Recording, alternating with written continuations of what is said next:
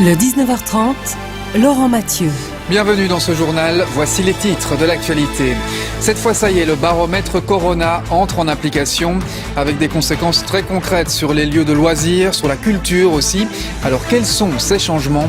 On en parle entre autres en direct avec Alexis Gonzalez. Ce n'était plus arrivé depuis 1983.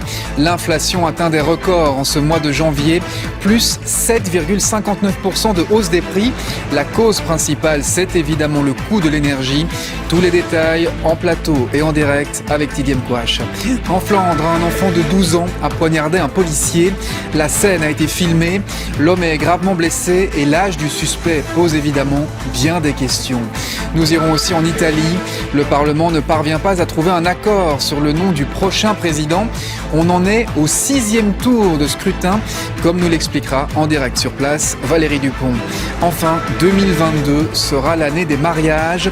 De nombreux couples vont en effet enfin se dire oui après 2 ans de pandémie.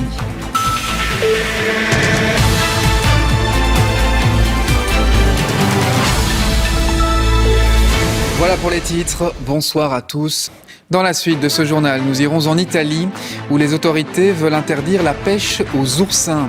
Rencontre également avec de jeunes Belges entrepreneurs qui ont décidé de lancer leur entreprise.